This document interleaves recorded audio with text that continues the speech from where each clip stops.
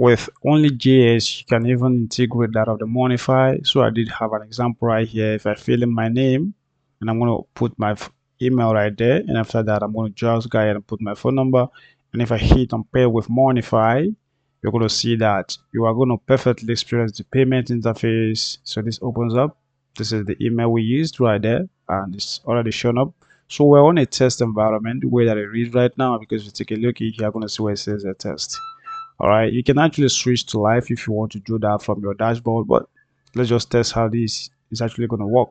Here we do have two tabs. One is for transfer, and that is why they have generated this virtual account number right here that you can actually send money to, and the owner of this particular account will actually receive that. All right, if you don't want to do that, there is another way right here that is actually called a card. So if you hit on card, you see that it switched the interface right here.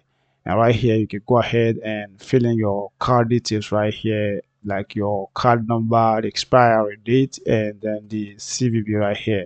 All right. But what I want to do right here, I want to automatically fill that. So I want to use this one that says a success right here, and it's going to automatically fill this up for me. So if I hit on continue, that payment is actually going to go through, and it's going to basically redirect to the success page. All right. So this is just basically how this works, and I do have a very simple success page just to show you guys how it actually works. All right, so you can create a perfect success page for yourself if you want to do that.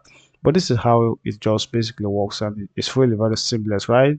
So I do have the full tutorial on how this is actually built on my Facebook page right here, and also YouTube.